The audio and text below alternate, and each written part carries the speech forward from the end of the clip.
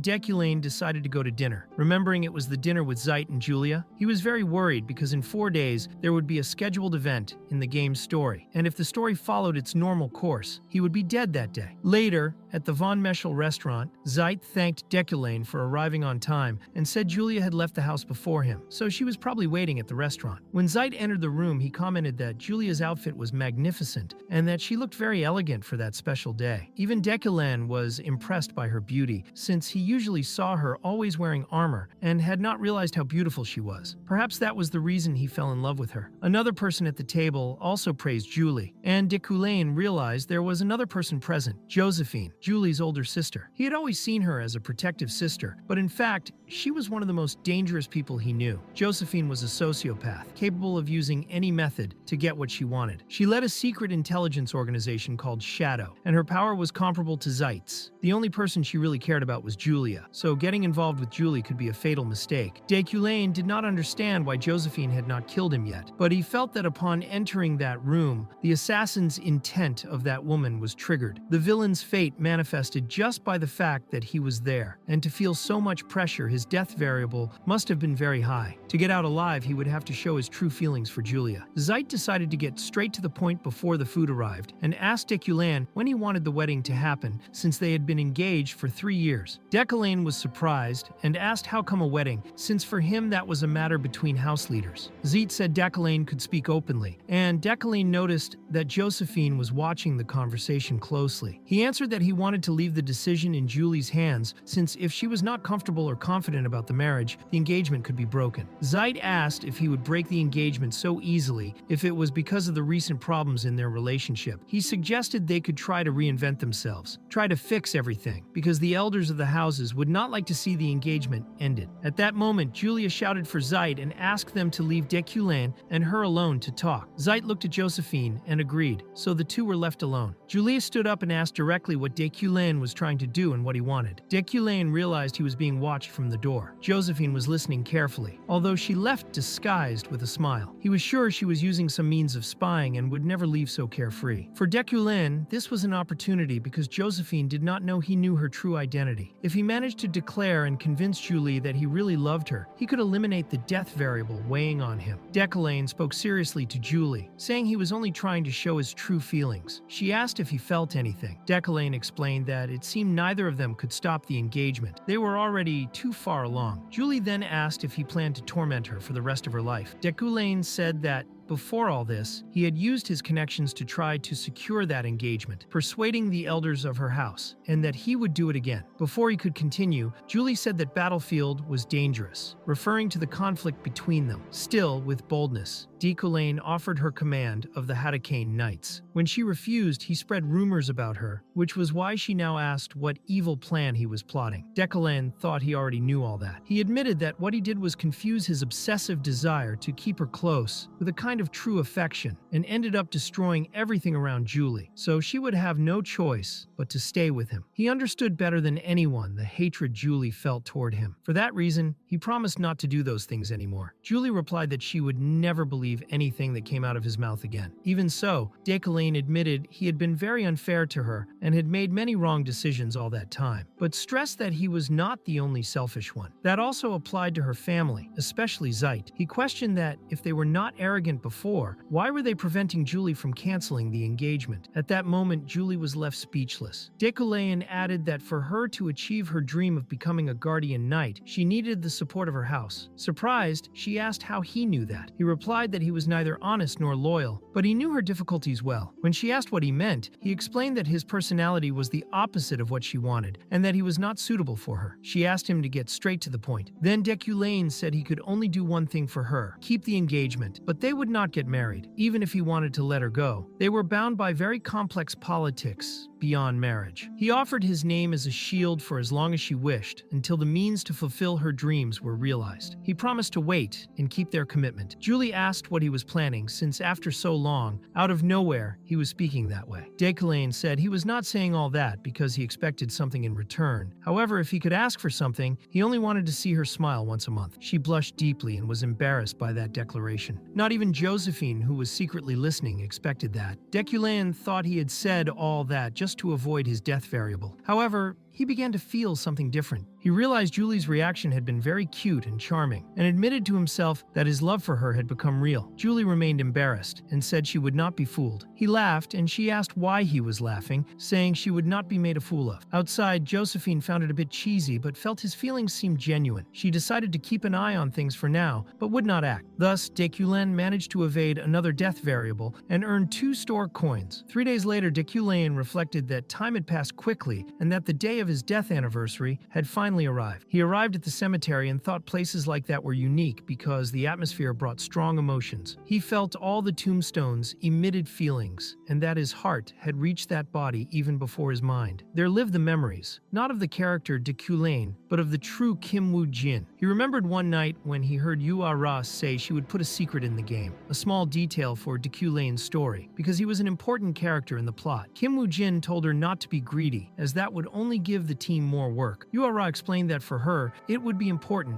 as if she were putting part of the love she had for the game into it. Kim Woo-jin thought the team leader was crazy, but told her to do whatever she wanted because she would not listen to his opinion anyway. She promised it would not be a waste of time. Yua-ra told Kim Woo-jin that Deculain had a wife who died. In the present, in Deculain's body, Kim Woo-jin understood that to bring back his memories, he had no choice but to follow those clues. He wondered if that was cruel or naive on her part. The name of the dead fiancé was Yua-ra von Fergis, who had always been grateful for everything he had done. He questioned why she had placed her own name on that tombstone. Deculain was shaped from Kim Woo-jin. He wondered why Yua-ra did that, why she put her own name on Deculain's deceased fiancé. And on top of that, why there was a thank you addressed to him. Yua-ra told him to forget her. But even so, he knelt before the tombstone and felt as if just a few letters stirred a roller coaster of emotions inside him, as if she were whispering near his ear. Old memories returned. He remembered her smiling at the drawings he made for her game, when she offered him a coat when it was cold, when she held his hand and said she loved him. He thought she had always been by his side for 7 years. Those memories were so strong they even made Deculain cry. At that moment, someone approached from the side and said they had finally found that damn mage bastard. Later, at sunset, while walking back, Deculain thought he had quickly regained his composure, as if he had never shed a single tear. Deculain's personality is very useful at times like this. Then he saw the shadow of a person approaching and recognized the face as familiar. It was Lockhart, known as the mage assassin. Lockhart commented that it was surprising to find a mage as arrogant and ignorant as Deculain. He thought this might be worrying, since Lockhart was at the level of a mid-tier boss in the story, a villain made to kill any player who chose the mage class. What made him the mage assassin was his special magic nullification trait. Lockhart attacked Deculain, and he realized that in most games, magic nullification is very powerful. Lockhart's trait did not need any special condition to activate. Not even physical contact was necessary. If he was nearby,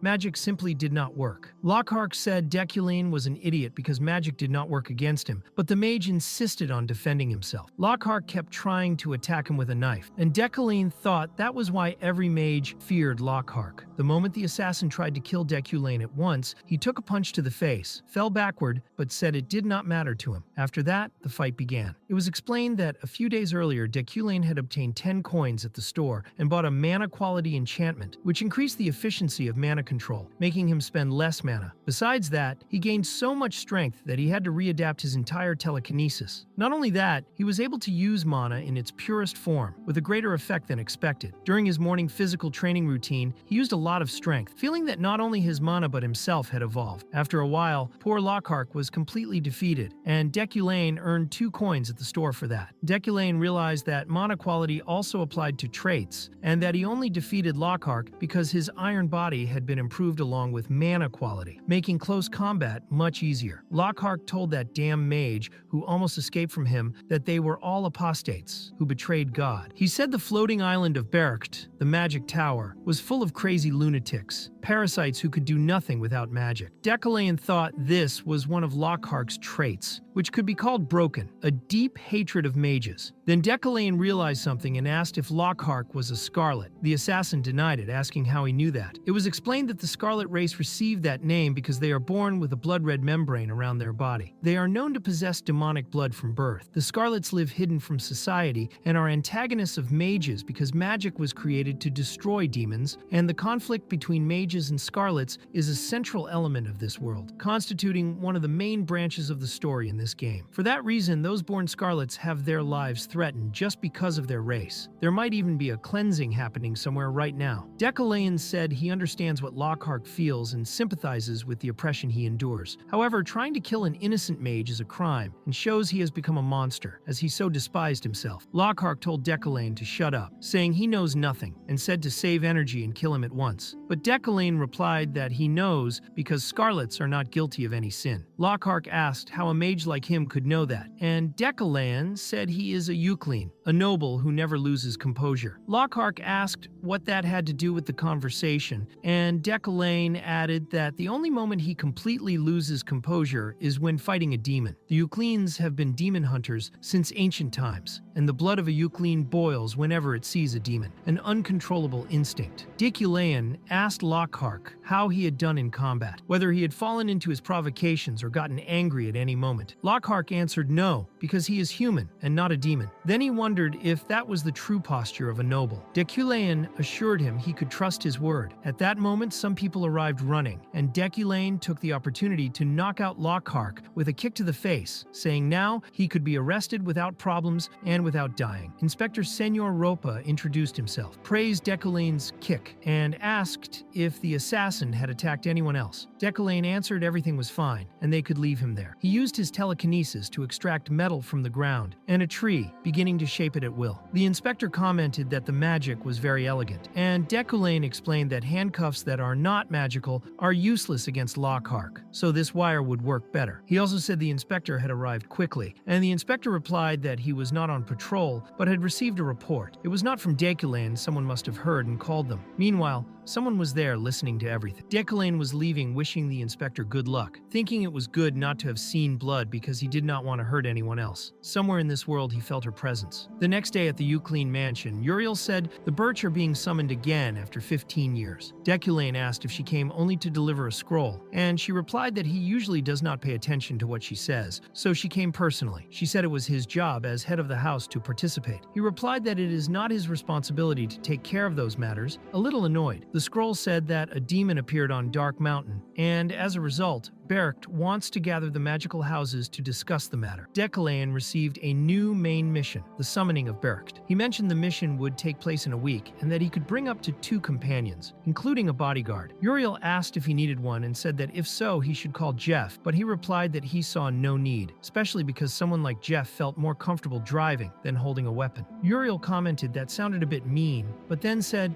going without a guard could be dangerous. She admitted she knew little about the route, but that the journey was risky. Decalain asked if she was worried about him, and Uriel replied that of course she did not say that out loud, but if he died, she would have to take care of the house alone, which would not work. Then she said she would handle the bodyguard matter herself, as she would send the request to a trusted place. Meanwhile, at the Frightened Knights base where they were training, Julie was commanding the training. A man watched and asked Veyron what he should do, and Veyron responded by asking what he meant. The man appeared from the shadows, startling Veyron, who asked him to at least give a signal like a cough or a burp to indicate he was there. The man explained they had received a request from the Greats, but something seemed strange, and he was considering whether to accept or not. Veyron said the vice commander need not worry so much, as Julie could handle the situation. The man replied that was exactly the problem, because he did not want to talk to Julie, since the request was to escort Deculain. Actually, it was to escort the entire train, but clearly the escort was for him. The vice commander suggested maybe Deculain expected them to refuse, but Veyron insisted they accept, saying guarding the train was not a task anyone could do. If they succeeded, the cavalry's prestige would rise greatly, also helping finances since they were a private group. The vice commander commented that the commander's relationship with Deculain was not good, but Veyron disagreed, saying his commander would not let feelings influence her. The vice commander agreed and said he would inform the commander immediately. However, Veyron was clearly planning something. It was explained that Bercht is a region located about 3,000 1,500 meters above sea level in the northern part of the continent, where mages known as counselors reside. Bercht gathers the opinions of all the continent's magic academies, including the Magic Tower, and issues directives that even the floating island of mages must follow. The counselors of Bercht have such influence that they are called the pillar of the magical world. However, the convocatory assembly happens rarely, only once every few decades. For a mage to participate in this assembly is a great honor, equivalent to receiving a prestige medal in their magical house, even though Bercht is also called the Cemetery of Mages. Later, on the railway station platform, Julie and the vice commander waited for Deculane. Veyron announced that he had finally arrived, accompanied by his assistant professor, Alan. Deculane commented that it was already April, but there was still snow, confirming they were really in the north. The commander thanked them for making the trip there and said that from that transfer station, the frightened knights would take care of the security of the entire train. Julie was visibly shy, trembling and blushing, and said she would do her best to provide protection. She said he could enjoy the trip with peace of mind. She remembered the promise she made to him to see his smile at least once a month, and wondered if she was really smiling, if that smile was not forced, and if she should show her teeth or not. The vice commander thought Julie was like that because she deeply hated Deculane, but was also very proud of the commander. The vice commander went to introduce himself, but the first to speak was Julie's right-hand man, Veyron. He said he would participate in Deculane's personal escort mission. The other two were there just out of courtesy since the mission was very important. The vice commander commented that Veyron was one of the best they had, the most confident. Deculane wondered if he was really that skilled, but decided to use his sharp perception just to be cautious. However, he did not feel anything different and thought maybe he was being paranoid. Veyron explained that mages like Deculane usually bring someone for escort, so there was one person per compartment. He would take responsibility for the professor's cabin, and Deculane agreed he would count on him. Then Julie said goodbye, wishing them a great journey. But before leaving, she turned, gave a very forced, nervous smile, showing her teeth. The vice commander asked if she was okay, but Deculane smiled discreetly and thought she had kept her promise. A few hours later, inside the train, the cabin was quiet. Deculane told Alan that if he wanted to nap, it was fine, because there was still a long way ahead. Alan agreed and went to rest. Soon after, he was sleeping deeply. Deculane thought the Bercht Assembly was also known as the Cemetery of Mages. Although this title contrasted with Bercht's image as the backbone of the magical world, it referred to the unexpected event that happened whenever there was an assembly called the train ambush. Among the many possible causes of Deculane's death, this was one. To survive that event, it was necessary to have the skill to read the situation. That is, to choose the safest train among those going to Bercht. If he really wanted safety, he could buy information about the ambush, since he had contacts in the underworld. The original Deculane would certainly have done that, but now it was no longer possible. For that reason, he took some measures to protect himself before the trip, such as using his comprehension to learn the martial arts manual of the legendary fighter Estran. Deculane noticed Alan was sleeping deeply, which surprised him because the assistant had been very excited and could hardly rest properly. A few days before, Deculane had personally invited him to go with him as an assistant to Bercht, warning that the trip was dangerous and that he could refuse if he wanted. Alan was very grateful and said it was an honor to accompany a great professor. Deculane laughed and said that if Alan kept like that, he would not take him because he was germophobic and always had a cold, a runny nose, and was crying. Deculane found that unexpected. He had not imagined Alan would accept, but maybe he was more ambitious than he thought. The train arrived intact at the station, but it was not the station where Deculane should get off. One more remained before reaching Bercht. Until that moment, nothing had happened, but he could not lower his guard. He thought that, despite all the prior preparation, maybe it was not so necessary. He was wearing a Jork suit, a type of armor with hidden potential, besides the Midas touch to increase his defense even more. He had a tailor famous for making the suit to order so he could apply his Midas touch. Near the luggage rack, he kept one of his blades, a throwing knife made of metal wood, and even the train's metal had been reinforced. Alan's clothes were also reinforced. He wore a protective cloak that was likewise strengthened by the Midas touch. Despite everything, Deculane seemed restless, worried about something. He realized he had used the Midas touch so much lately that he was almost out of mana. He wondered if he should have saved the mana for something else, but concluded it was fine since these were just preparations, and it was better if nothing happened. He hoped the journey would continue without dangerous events, but as the saying goes, the mouth speaks what the body feels, because at that moment everything went wrong, or rather, the train exploded. A few days before Deculane's departure, a train arrived at the station. Sylvia was on it with her father, who asked why she had that book since there were many duties at the Magic Tower. She replied that besides the tasks, she was worried about missing several days of classes, which made her want to reinforce her studies with that book. Her father said that for someone who would one day become become an archmage, it was essential to work hard. Sylvia agreed, saying there was no way to become a great mage without effort. While thinking about that, Sylvia also worried about Epherene, but thought missing Deculane's classes was also concerning. She asked her father why they had left so early for the Bercht assembly, since they could have gone a few days later. Gilton explained that if she knew the title of the path to Bercht, she would understand why it is called the Cemetery of Mages. Sylvia thought that was just an invented tale, but he said it was not. Whenever the Bercht assembly was convened, some of the summoned mages died. Last time, 11 people had died. For many generations, being summoned to the assembly was a mark of prestige among the 20 considered houses. All eventually made history, but anyone who did not attend, even if summoned, was permanently removed from the list. Gilthon asked his daughter what would be the easiest way to bring down prestigious houses, and she realized he was talking about the path to Bercht, a road where new prestigious mage houses evaluated and declared the already established houses to maintain their places. It was like walking on very thin ice, a constant risk. Gilthon explained that was why they had left in a hurry. He had received information that one of the trains would be ambushed, and had taken great care bringing his daughter. He felt he needed to explain that, so she would understand the cruelty of the world they lived in. Among the 12 legacy houses currently, theirs had been established since the beginning. He said that if anyone were to be punished for these incidents, it would be all the established houses, and that any magical death on the road to Bercht was considered natural. Meanwhile, in Deculane's quiet carriage, everything suddenly exploded, catching Veyron's and Deculane's attention. Deculaine used his magic at that moment. Alan woke up startled, asking what had happened to the train, which was now floating thanks to Deculane's telekinesis. Deculaine thought it was a relief to have survived thanks to Estrin's martial arts, and having fully memorized telekinesis. The invaders who staged the ambush wondered if the floating train was the work of the professor inside. They found it surprising but not unexpected, knowing this would increase the reward once the mission was completed. With a rope, they entered through the hole in the train and invaded the carriage together. Deculaine called them idiots and used telekinesis to throw his prepared knives at them. Unfortunately for the invaders, he had expected that and began eliminating them one by one, piercing and tearing off limbs. The assassins did not expect such a reaction. Alan was completely desperate, but Deculaine struck him in the neck to knock him out. Then he asked Veyron to take Alan to a safe place and evacuate survivors from the other cabins. Veyron did exactly that. Deculaine noticed Alan's neck was too limp, but since his 5 senses had been strengthened by the iron body, he did not know exactly why. He decided to deal with other threats first before handling Alan. Deculaine declared that since they started it, all of them would die right there from natural causes. He was prepared to kill everyone. Meanwhile, Veyron,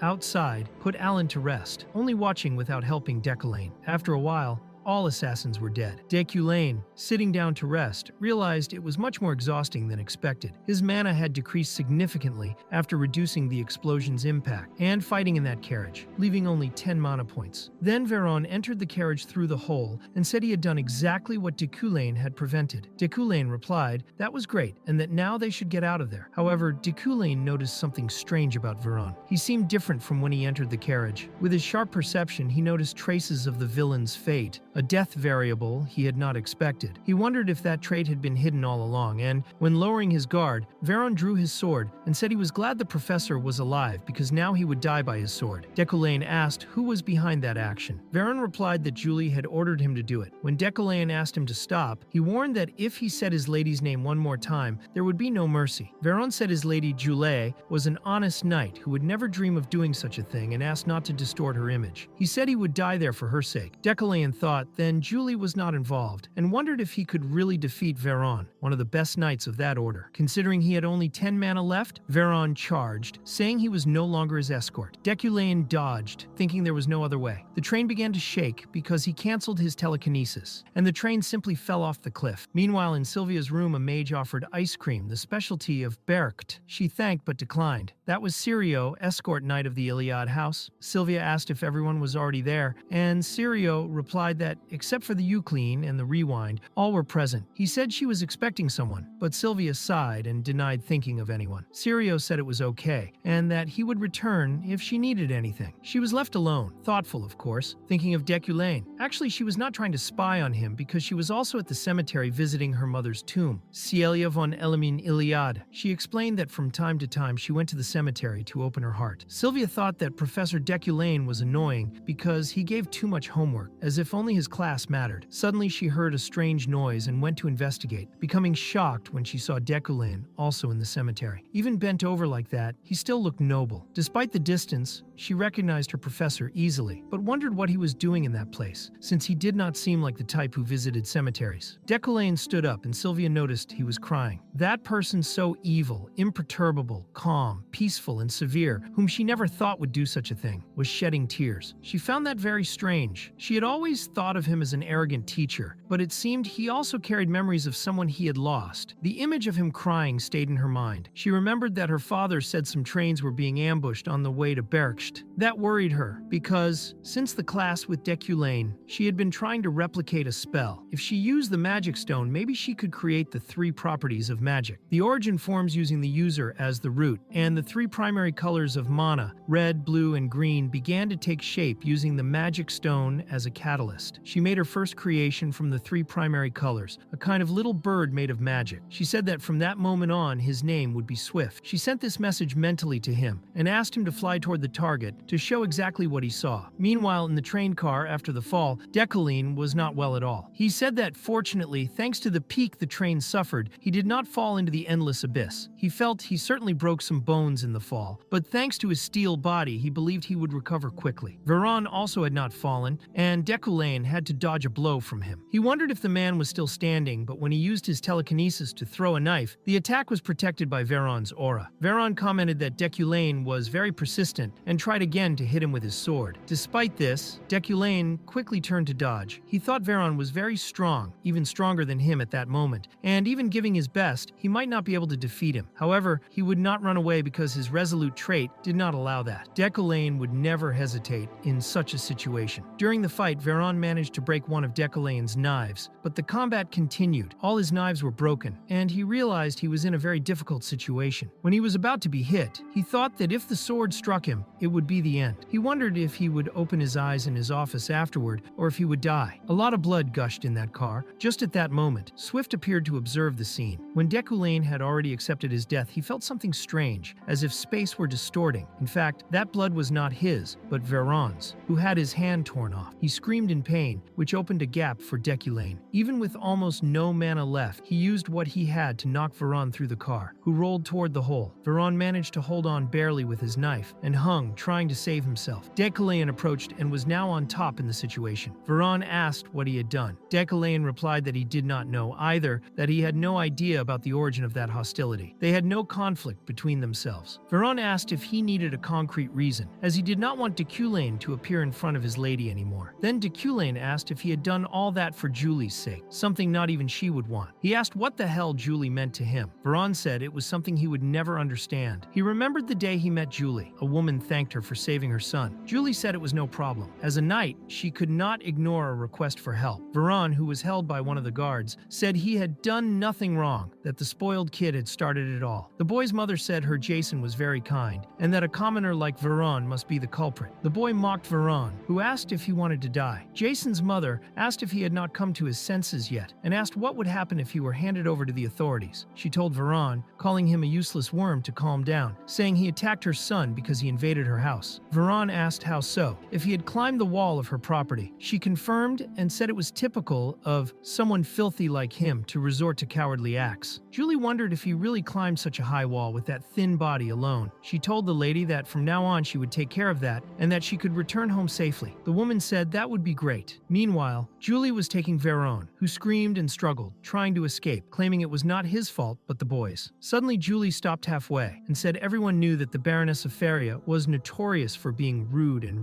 and that she was sure there was some truth in what he was saying. Veyron said not everything was true, but Julie replied that even so, that did not give him the right to invade a property and assault someone. Then Julie approached, picked Veyron up in her arms, and said that if he wanted to follow her, he could learn to be a respectable knight and how to behave in these situations. She asked if he wanted that. At that moment, Veyron admired her and asked if he would be fed. Upon hearing no, he concluded he had found his master. After that, he became a member of the Knights. However, his darker and shyer personality made it difficult for him to get close to others. There was only one person who cared about him, Julie, who always asked if he was okay. Veyron thought everything would be fine as long as he could stay by her side. His master always took the lead in battles, helped people without asking for anything in return, and was always committed to justice. For that reason, Veyron's respect for her was immense, and grew more and more. In the present, Veyron said he knew the feelings he had for her were a burden, that the one-sided passion he felt weighed on him. He believed Deculaeon was someone who should die because one day he would cause Julie's downfall. Deculaeon thought he was right, that Veyron's actions now were consequences of the old Deculaeon's actions, but said that was no longer true. He believed Kim Woo-jian had corrected all the mistakes caused by him and would continue correcting without destroying and without letting himself be destroyed. Then Deculaeon extended his hand to Veyron and asked him to come up with him, saying he would never hurt Julie again, and asking him to trust him. However, Deculaeon felt even more the dark fate that surrounded the villain and asked if Veyron did not intend to change his mind. He answered no, that he would kill Deculaeon at the first opportunity. Deculaeon said that this stupid decision would torment Julie for the rest of her life and attacked Veyron with a throwing knife. At that moment, Julie felt something strange. The deputy asked if she was okay, and she said it was nothing. He asked if she still worried about Veyron and said everything would be fine because Veyron was talented. Julie agreed that there was no reason to worry. Meanwhile, Veyron was falling to his death, thinking that he wanted his master to find happiness. Swift watched the whole scene, and Sylvia, focused, also saw everything through Swift's eyes. She thought he had killed Deculaeon's escort knight, but on closer analysis, she realized the knight tried to kill Deculaeon, and Deculaeon only defended himself. The escort knight called for Sylvia, warning that the meeting was about to begin. She was worried, thinking that maybe Deculaeon would not arrive on time. Meanwhile, on the tracks, the deputy director Lilia Fremien, responsible for security, asked if there had been an explosion and an attack. The team analyzing the scene confirmed that this often happened when there was an assembly in Bercht. The deputy asked if there were victims, and they reported no serious injuries, but that Professor Deculaeon and his escort knight,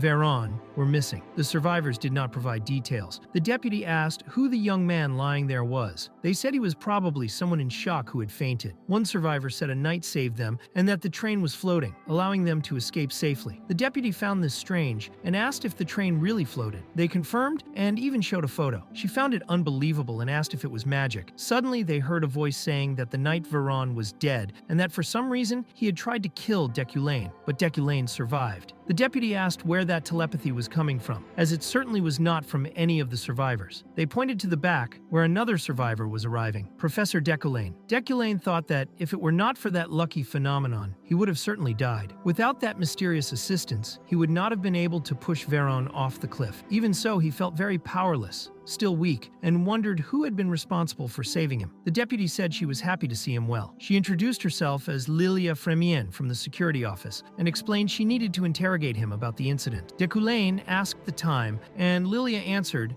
it was 3:30 a.m. He thought he only had 6 hours left. The deputy tried to ask some questions, but he interrupted, asking if that was the only train going to Bercht. Lilia got angry for being interrupted, but explained there was no other way to get there. She asked him to please answer the question she would ask about the escort knight. When she looked again, she realized he had disappeared. She asked the others where the knight was because he had simply vanished. Had he used some acceleration spell? The deputy commented that he controlled an entire train using telekinesis, fought assassins and Veyron, and still had enough mana to use an advanced spell to escape. She wondered how much mana that man had. Then she concluded that this was the Deculaeon lockhack had talked so much about. Later in the conference room in Bercht, many people were already waiting. Glythian said it was almost 9:53 and it was time for everyone to gather. But Deculaeon had not arrived yet. A man who seemed to be the chief counselor thanked everyone for their presence and emanated powerful energy, even frightening Sylvia. She thought that mana was incredible. The mana of the great counselor of Bercht, called Dezekton. He had been the main candidate to become an archmage but chose to withdraw and isolate himself. Sylvia thought that becoming an archmage was something distant, a dream for her. The counselor began calling the representatives. First Glythion from the Iliade house, then Ethensel from the Bra house, Barun from the Veorad house, and Ihelm from the Rewind house. Finally, he called the representative of the Euclean house, who was not present. The great counselor said he would call Deculaeon 3 times, and if he did not appear, it would be considered that he refused the summons and would be expelled from the House of Mages. People started murmuring and spreading rumors. They said that if the Eucleans were united, it would not be a surprise since they had not been summoned to Bercht for 200 years. They also commented that it was predictable, considering Deculaeon lacked skill and talent, and the rumors about him seemed true. Sylvia thought it was all pathetic, thinking Deculaeon lived his life without anyone caring, and she began to worry. The great counselor called once, then a second time, while everyone laughed and a third time, while Sylvia was very worried. At the moment of the third call, the doors opened. Everyone was shocked when Deculain appeared. He shook the snow off, fixed his hair, and introduced himself as Deculain von Grahan Euclean, head of the Euclean house. The meeting began in complete silence, but quickly progressed. The first topic addressed was the demon that had appeared on Black Mountain. They said the situation was far more serious than the previous case involving a demon in the capital. Each school was required to give clear orders and also cooperate with the church. Additionally, mages would have to be sent to suspicious regions. This topic was resolved quickly and without much discussion during the meeting. Essentiel, the representative with divine authority present, voiced her opinion. Since no family opposed what was said, the matter was settled then and there. Right after that topic, there was a break. Deculain, sitting in his seat, thought the entire affair was incredibly exhausting. He had run like a madman to avoid being late to the meeting. Now he was out of mana and had no energy for anything else. Still, he found it impressive how his appearance remained impeccable despite the miserable state he was in. Deculain's physical features and traits were still annoyingly perfect. As he was leaving the room, Alan called out to him and asked if the professor was okay. Alan deeply regretted arriving late. He was told he couldn't enter because the meeting had already begun. Deculain replied that he was fine and told Alan not to worry. However, inside, Deculain felt something was off about the boy's identity. He was certain he couldn't trust him completely, though he didn't yet know why. Why was Alan acting like that? For what reason? Thinking about this, Deculain remembered a line from a famous movie from his old world. Then he turned to Alan and said that from now on he should always stay close. He thought it was better to keep friends close and enemies even closer. He knew he needed to keep an eye on Alan to uncover the truth behind that false identity. After the short break, the meeting resumed. The next topic to be discussed was what to do about the priest of the Blood Shroud, who had also appeared. Deculain quickly realized this was an extremely delicate matter, and that the discussion wouldn't end as easily as the previous ones. Right from the start, the first person raised his voice and slammed the table in anger. It was Baden, the head of the Bayarad family. He declared that the Crimson-born race was a cheap kind of people. He said they reproduced by secretly laying their eggs within society, like a plague that corroded their lands. Essentiel, the head of the Buhan family, asked if Baden had any concrete evidence for what he was saying. After all, they didn't even have reliable means to differentiate Crimson-born from other races. Even so, some members of the meeting suggested they could just invent some method to identify them. They claimed there had to be a way. They said the Crimson-born needed to be eradicated as soon as possible. Essentiel then intervened and asked how they could even talk about eradicating an entire race. She told everyone to be very careful with the words they were choosing. Deculain, just observing it all,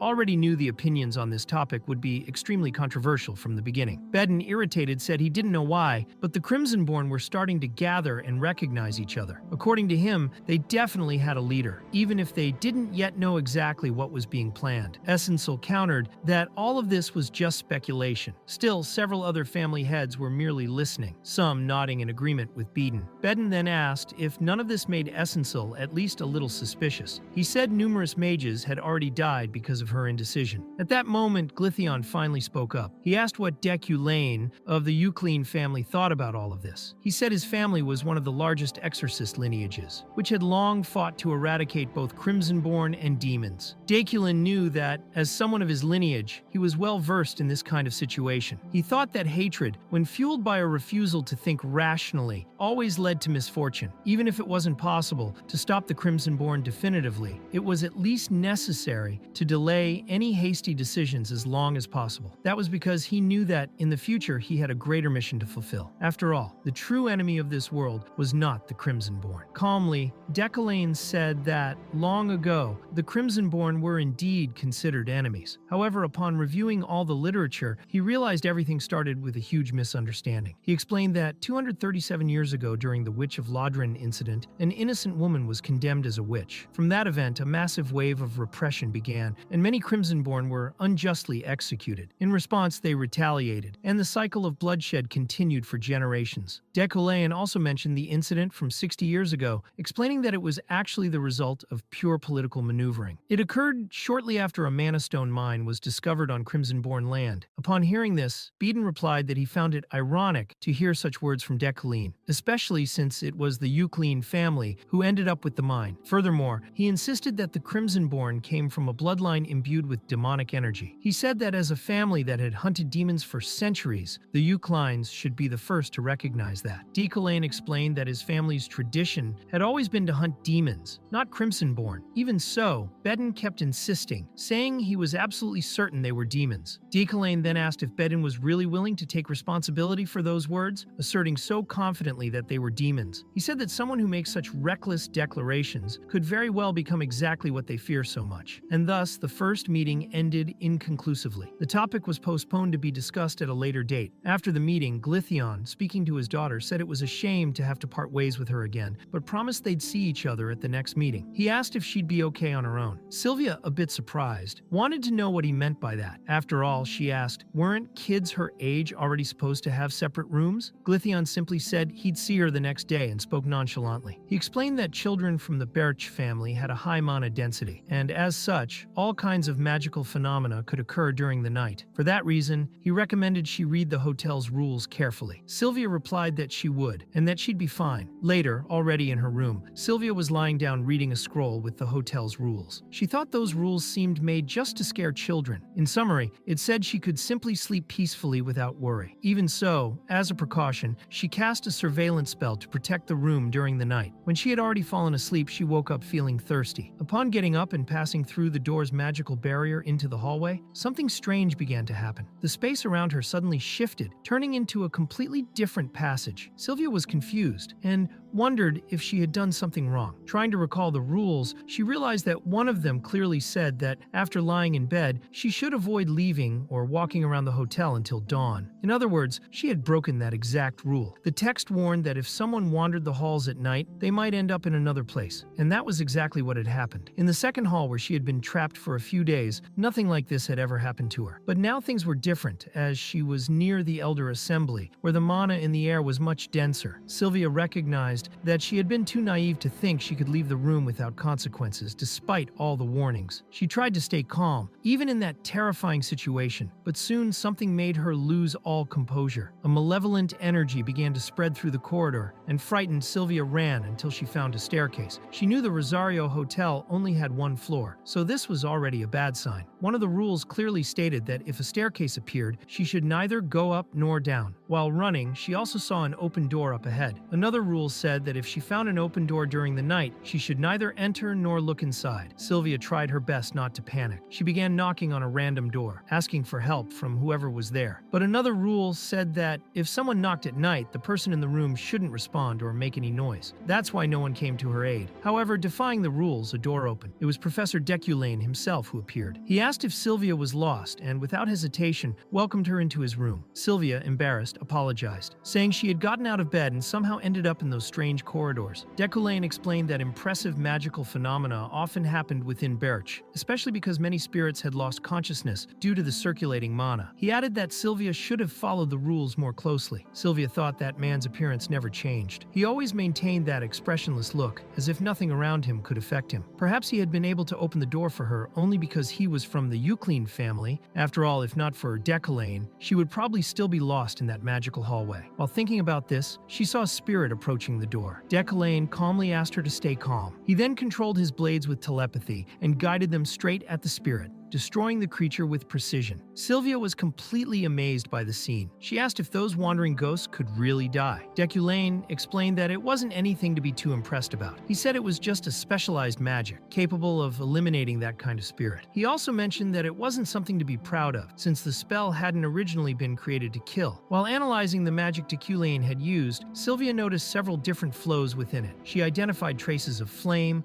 lightning, and metallization, with a distinct presence of goblin fire. Noticing how observant she was, Deculain complimented her, saying she had done a great job identifying all those elements. During the analysis, Sylvia noticed that Deculain wasn't even looking directly at her. For a moment, she wondered if she should do the work sloppily on purpose, just to get his attention. However, Deculain spoke again, saying she had done well, but pointed out a certain instability in the air magic circle she had combined with the fire. Sylvia, curious, asked what her exact weakness was. Deculain replied that it was something she would have to discover for herself. Sylvia insisted, recalling that the professor had told Epherene what her weakness was. Deculain corrected her, saying that he had never told Epherene. She had discovered it on her own. He emphasized that Sylvia should be patient, as everything comes in due time. He said that as long as she remained dedicated, improvement would come naturally. He also told her she could work toward that goal little by little, one step at a time. After all, she was one of the 3 people in that world who truly had talent for it. Sylvia, upon hearing this, became thoughtful. Throughout her life, she had heard she had extraordinary talent. Everyone said she was destined to become an archmage, that she was too powerful for her age. She had heard such praise countless times growing up, but to her it always sounded like empty flattery, meaningless compliments. However, Deculain's words felt different. They carried a weight she couldn't ignore. Since she could no longer roam the hallways at night, Deculain decided to stay awake at the desk while Sylvia slept in his bed. It was during that vigil that Deculain sensed a strange energy from outside. He decided to go out and investigate what was happening. He soon realized that the Magnate of Wealth had been activated. Aside from the Birch meeting area, the rest of that mountain was practically inaccessible, which meant there was a chance to obtain a rare item. While walking through the forest, one of the local spirits tried to scare him. Deculain, however, simply kept walking, completely unfazed. The spirit kept trying to scare him again and again along the way, but Deculain remained still, wearing the same cold expression as always. Without losing composure, he apologized to the spirit for the inconvenience, but asked if it had seen any special item nearby. The spirit, terrified by Deculain's indifference, fled in tears. Continuing his search, Deculain finally found what he was looking for. It was a purified fragment of a mana tree that had been struck by lightning. That wood, already naturally rich in mana, had been purified by the lightning's force, becoming a rare and valuable material, ideal for various magical purposes. As he observed the item, Deculain concluded that he had found a material that exceeded all his expectations. Ever since he came to that other world, he had been training and researching non-stop. He was in crisis because of his supposedly average talent. But now, with that material, if he could craft a wand, perhaps he could finally accelerate his magical growth. He thought this gain was far greater than anything he had expected from that trip. The next day, the assembly resumed in a much more tense atmosphere. Bedin was claiming that the blood of the Crimsonborn was demonic. According to him, the only thing that mattered was that they were demons. Deculain responded that this was nonsense. He compared the situation by saying that if someone poured sugar into a glass of water, Bedin would probably say it was a glass of sugar. The heated discussion between Deculain and Bedin surprised all the present mages. Some were starting to think that Deculain was siding with the enemy. Glythion asked what exactly Deculain was trying to prove with that defense. Sylvia, meanwhile, was almost certain that, like her father, everyone suspected that Deculain's defense of the Crimsonborn hid some kind of secret scheme, but in truth they were all wrong. Deculain was simply stating the obvious. The leader of the assembly decided to end the discussion, saying they were incapable of reaching a consensus on the topic. He said they would revisit the Crimsonborn issue at another time and asked them to move on to the next item on the agenda. The meeting continued swiftly through the remaining topics.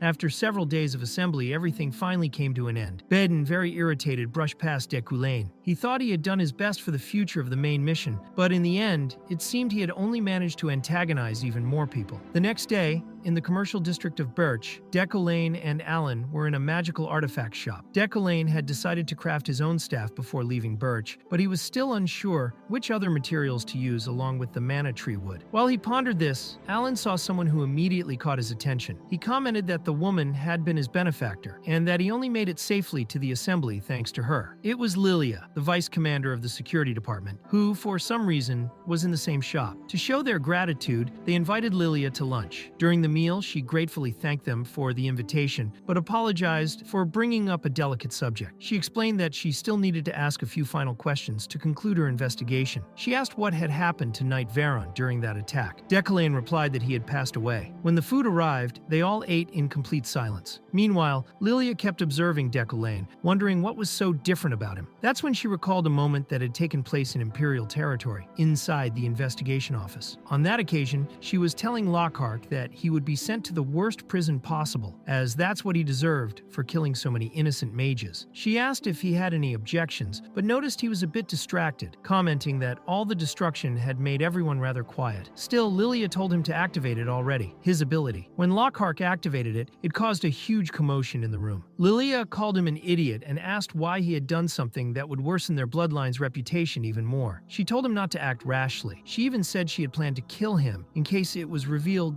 that he was one of them. She said that if that happened, those who wished to oppress the Crimson-Born would only gain more power. Lockhart asked if she really believed she could live peacefully in the Empire as a Crimson-Born. Lilia replied that as long as their identities were kept secret, it was indeed possible. She affirmed that the only difference between them and regular people was their birth. But Lockhart disagreed. He said she was wrong, and they both knew they were born with demonic gifts, feared precisely because of that. Lilia explained that many Crimson-Born didn't even have those demonic powers. Besides, she said there was no reason for Lockhart to have attacked Deculain since they had already been monitoring the Yucklane family for some time. Lockhart asked if she also planned to kill him. Lilia replied that, for now, they were only observing, but made it clear that if that bastard continued his current behavior, she saw no reason not to kill him in the future. Still, Lockhart disagreed. He said Deculain was a true noble and that there was no need to kill him. Lilia, surprised, asked if he was insane. She wanted to know if he had any idea how many crimes Deculain had committed. But Lockhart simply thought that Deculain was extremely elegant. He recalled how sublime he had been when he declared that the Crimson-Born were human, not demons. At that moment, Deculain's expression had been full of confidence, showing no trace of limitations. Lockhart believed that if more nobles like him existed in the world, perhaps everyone could live together in harmony. He also remembered that Deculain didn't kill him, even after discovering he was Crimson-Born. On the other hand, Lilia couldn't forget the fact that the Yucklane family's ancestors were on the front lines of the oppression and genocide against their people. Lockhart said he didn't know about that, but added that if they treated Deculain the same way as his ancestors just because of shared blood, then they would be no different from their oppressors. Lilia told him not to act like a know-it-all, but Lockhart continued and asked how long she thought she could keep her roots hidden and remain in that position. Lilia replied that hiding forever was impossible. She said there was no way to tell a Crimson-Born just by appearance or blood. Lockhart argued that they had foods they couldn't eat. Lilia replied that she simply avoided those foods, and that was it. Still, she admitted that the Empire's situation was bad. A new ruler would soon ascend the throne, so they needed to monitor his stance on the Crimson-Born. Until then, their people had to stay quiet. She also said Lockhart needed to shut up and remain in prison for now. Back in the present, Lilia was still wondering what was so different about Deculain. She couldn't see what made him a true noble, as Lockhart claimed. To her, he just seemed like another despicable fool. While she pondered, someone approached, and Lilia smelled a strong scent of alcohol. Deculain asked what that person was doing there, saying he had nothing to discuss with him. The newcomer was Yahello, the blonde man now standing beside Deculain. Yahello said he had a burning curiosity and wanted to ask Deculain something directly, from the depths of that dark heart of his. Meanwhile, at the same time, at the Frieden Knight's order, Julie was so shocked by the news that she asked for it to be repeated. She had just received confirmation that Veyron had died during the mission. Julie ordered everything to be prepared immediately. She wanted to hear Deculain's explanation as soon as he returned. Back to the scene with Lilia, she looked at Yahello and wondered if he was from House Rewind. She kept thinking about what was going on between the two. Yahello went on, saying that Deculain had been completely unpredictable throughout the conference, and that he still didn't understand why. He wanted to know what had driven Deculain to act that way, even at the risk of angering the other houses. He asked if Deculain was really that afraid of the Crimson-Born. Lilia was surprised and tried to understand what was going on. Yahello then recalled that Deculain himself had once said he wanted to exterminate the Crimson-Born. He insisted that they were an inferior race, unworthy of living on these lands, and even mentioned an article Deculain had written condemning the Crimson-Born. Yahello also asked if Deculain's new research assistant happened to be a Crimson-Born. Alan, who was listening to the conversation, said Yahello was going too far, but Deculain told Alan not to worry. He replied that Yahello was like a completely rotten cheese. No wonder he thought that way. He said it was understandable that someone like him couldn't understand. Yahello remarked that there were 6 months left until Deculain's research presentation, or maybe only 3. He said he wanted to see how long Deculain could keep up that facade of a personality. After saying this, Yahello walked away, leaving Lilia visibly shaken. She was left wondering whether Deculain had truly protected the Crimson-Born, even at the risk of being hated by the other houses. It was hard to believe in someone like him, but maybe Lockhart had really been right. The next day, before leaving Birch, Deculain went to one of the city's best artisans to commission a staff. Thus, he completed the side quest called Lockhart's staff. The first condition to obtain the item was to have enough fame or infamy. The second required finding someone with a good heart, or someone who had changed. The third demanded bringing the best possible materials. Additionally, it was necessary to visit the artisan at least twice. By fulfilling all these conditions, Deculain received a special coin from the shop and a staff crafted by Lockalok, a craftsman so renowned that even the old Deculain was said to have visited him. During this process, an unknown quest was also completed. Later, already on the train, Alan and Deculain sat near Baden, who stared at them with intense fury. He didn't even bother hiding his hostility during the entire trip. Fortunately, nothing more serious happened. Deculain thought that this long journey was finally nearing its end. When they reached their destination, Alan stretched extensively, tired from being stuck on the train for so long. He said it was just another train, and they'd soon be arriving for real. He also mentioned he was curious to see something besides snow. However, as soon as they left the station, they were surprised by Julie and her knights. She said she had heard about the attack and was glad that Deculain was safe. Deculain figured the news about Veyron had already reached her. Even without knowing how, he had a feeling that many people weren't happy that he was the only survivor. Julie commented that she had read about the case in the newspaper, where it stated that they had worked together to rescue the survivor. She said she only wanted to ask one question. She asked what Veyron's final moments had been like. As expected, Deculain remained silent for a moment. He had intended to tell her the whole truth, to say that Veyron had tried to kill him and that, in the end, they had fought until the tragic conclusion. He had planned to recount exactly what happened, but now, facing Julie, the words simply wouldn't come. He knew the truth was far too cruel. Julie's convictions were unshakable, but her heart wasn't as strong as it seemed. He knew that if she heard the truth, she would undoubtedly blame herself, tormenting herself as if her subordinate's mistake were her own fault. For Julie's sake, Deculain decided the truth should remain buried, even if that meant being hated by some people. At that moment, it was announced that the fourth train bound for the Empire was ready to board. Deculain then said that Veyron's final moments had been quite emotional. Julie thanked him and said she would now take her leave, wishing him a good rest. As he watched her departure, Deculain thought he was even more foolish than he had imagined. He couldn't even rid himself of the oppressive emotions in his heart. Beside him, Alan commented that those people were nothing but a bunch of irrational apes. He said they were also victims of the incident, yet still looked at Deculain with incredible hostility. Faced with such a hostile atmosphere, Deculain merely told Alan not to worry. He said they were just a bunch of fools. Even so, Sylvia approached and asked why he had held back. Deculain wanted to know what she meant by that. Sylvia then said it was her way of repaying him. She handed him a book and ran off. Curious, Alan asked what that was about, but Deculain replied that he wasn't sure either. He simply thought that the whole journey had been far too exhausting. At that moment, all he wanted was to go home and rest. He told Alan that they would be home soon. Meanwhile, Julie was compiling a complete report on everything that had happened during the first ambush. The document stated that Professor Deculain had handled everything and rescued the survivor together with Veyron. However, during the second ambush, the train had flipped upside down. That was when Veyron fell and died. On the other hand, the VIP car where Professor Deculain was had miraculously gotten stuck on the edge of a cliff. In short, the report indicated that both had tried their best to control the situation. But Veyron had died during the second ambush. Even though she was saddened, Julie thanked them for the information. While she reflected on the loss, some guards kept asking questions, wanting to know if there was anything else important, perhaps some additional detail about the person behind the ambush.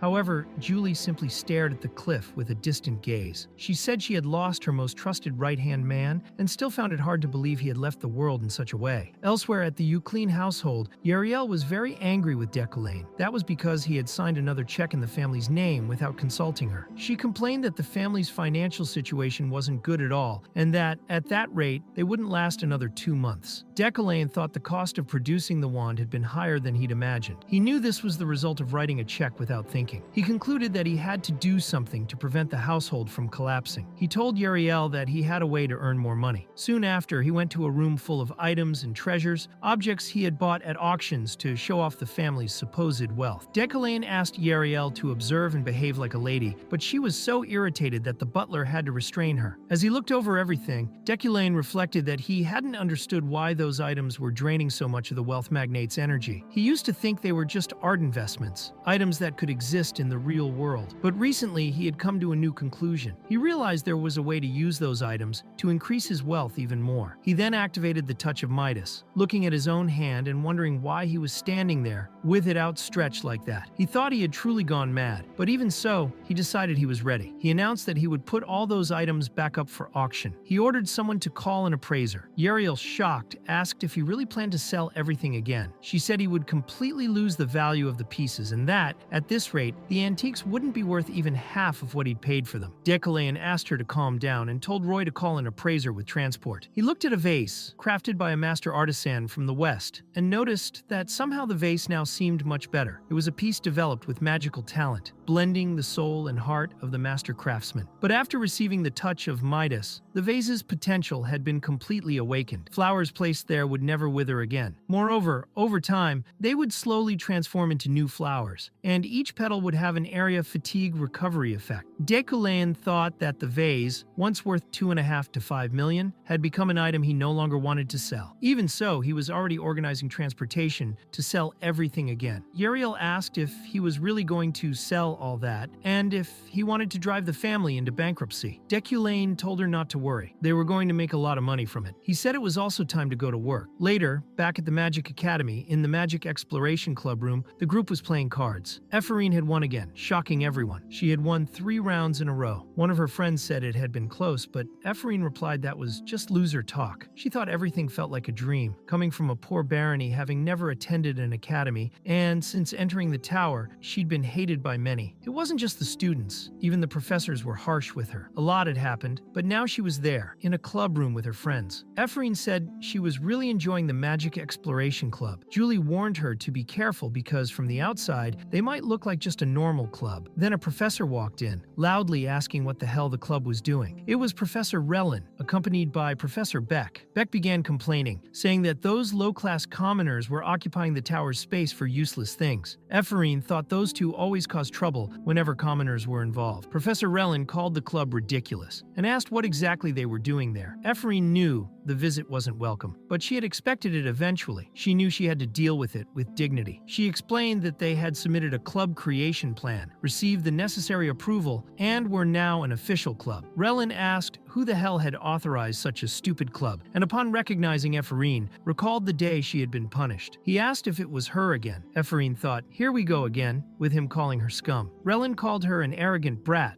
for looking him in the eye, and ordered her to stop staring at him. Beck watched everything with a smile. Relin said that if she was so confident, he wanted to know who had approved it. According to him, there was no way a professor would allow a club like that. At that moment, Deculain appeared, saying that he had authorized it. He asked Professor Relin if there was a problem with that. Even Epherene was surprised by his appearance. Deculain commented that Relin's voice was echoing through the entire corridor, and asked again if there was a problem. He added that before opening his mouth, Relin should have asked his permission to question the club. Deculain thought it was already the second annoyance of the day. First with Ariel irritating him in the morning, and now this, right as he clocked in at the academy. And to make matters worse, it was that disgusting man. Relin said that wasn't what he meant. He commented that he just thought the room was too plain, and that as mages of the Imperial University, they deserved better equipment and furnishings. Seeing students in that state made him terribly sad. He promised to take responsibility and replace everything. Deculain replied that Professor Relin was very considerate and agreed, saying the room did seem old and musty. Relin confirmed that he would give it special attention. Beck nearly had a heart attack upon hearing that. So surprised was he. Deculain commented that disgusting cockroaches would always be cockroaches, and since everything was settled, said he would take his leave. Beck remained silent, clearly mimicking Deculain's look, as if trying to copy his style. In the next class, the students were all talking about Deculain. They said it had been a long time since his last class, but also mentioned he had been in Burt for a hearing. In addition, several rumors spread about the train incident, where a mage had died. Deculain asked for silence and announced that class was beginning. The first topic of the lesson was pure elements and magical interference. He explained that magical interference occurs when a spell cast by one mage is interrupted by another's intervention. Before starting the theoretical lesson, they would do a practical warm-up. Alan arrived with a box full of crystals. Using magic, Deculain separated the crystals and handed one to each student. He explained that each of those stones was worth 3,000 coins, and that he would keep the stones suspended with telekinesis. The student's task was to try to take the stones by interfering directly with his magic. Whoever succeeded would get to keep the crystal and the 3,000 coins. Epherene, being who she was, almost screamed with excitement upon hearing that, thinking how much that prize meant to someone like her. Deculain remarked that, as spellcasters, the ability to block interference was just as important as the ability to perform it. He said they had to recognize the right moment to act, like defenders in combat, seizing any possible advantage. He told them to give it their all, so each could discover where their strengths lay. The class continued, with everyone trying to complete the task. Deculain thought that last time he had moved an entire train, but only recently had he memorized basic telekinesis. He decided to use a bit more telekinesis in this activity to become more familiar with the technique. Also, he was curious to see how long he could maintain the spell against 150 mages, even if they were only freshmen. He wanted to test how much resistance he had left to withstand all those interference attempts. Epherene was worried about the cost of magical materials. Everything related to magic at the academy was very expensive, and even her school funds were almost gone. So when Deculain handed out a magic stone to the students, she was surprised. She wasn't the only one eyeing that stone. Sylvia was also very interested. She clearly remembered what the professor had said, that Epherene had learned everything on her own. That made Sylvia even more determined, because she couldn't accept losing to someone like Epherene. While the two of them were locked in that silent duel, deeply focused and determined to win, other students were already on the verge of collapsing from exhaustion. Some were so tired they could barely continue. Alan, watching everything, commented that the professor's magic was incredible. Deculain wasn't even sweating, despite facing the magic of 150 students at the same time, and none of them could interfere with his spell. Even Deculain himself was a bit surprised. He hadn't expected the students to try so hard. He thought maybe a few would make an effort, but now there were students almost bleeding from the nose due to the strain. Suddenly, he felt one of the crystals begin to lose its magic. When he looked, he saw that Sylvia was the first to succeed. Epherene, despite her determination, was still trying. Deculain congratulated Sylvia, saying she had taken first place. He thought he had expected that outcome, and it didn't seem like anyone else was close to matching it. But right after, he noticed another student had succeeded. It was Epherene, of course. Blood dripped from her nose, and she was clearly exhausted, but she had done it. The rivalry between her and Sylvia only intensified. Meanwhile, the rest of the students looked on the verge of death from so much effort. One fainted, another vomited, and someone else coughed up blood. Seeing the overall state of defeat, Deculain told everyone to stop. He called the students pathetic and said they would take a break. He also mentioned that someone would come to clean up the mess they had made in the classroom. Julia, astonished, asked how Epherene had managed it. She said even if she gave her life, she still wouldn't have succeeded. Epherene, still catching her breath, replied that she also thought she was going to die. But in the middle of the process, she experienced a kind of epiphany. She explained that she didn't know much about telekinesis, but when she tried to break Deculain's magic, it felt like she had passed through some kind of barrier. Julia said she was jealous. Sylvia, observing it all, was outraged. She couldn't believe that a commoner girl, who had done so poorly on the academy entrance exam, had managed to take second place. She was sure Epherene hadn't received any special treatment. Even so, she couldn't get that rumor out of her head. The one that said Deculain had once stayed late to teach Epherene. Now Sylvia was beginning to wonder if the professor had lied to her, and what exactly he saw in that girl. She thought Epherene was arrogant, and that only added to her frustration. Later, with the classroom now clean and the students somewhat recovered, Deculain explained what they had actually been practicing. In that warm-up exercise, they had all performed a form of interference magic. He explained that there was a simple way to stop his telekinesis, and that probably the two students who succeeded had some idea of what it was. The method was called mana interference. Deculain explained that mana interference was different from the more well-known magical interference. Mana interference consisted of directly blocking the displayed magic using counter magic capable of interrupting it. But he also explained why this technique wasn't widely used. One student, curious, guessed that it was because the technique only worked if the mage had many magic circles. Deculain confirmed, saying that mana interference could only be used against spells the user knew very well. Moreover,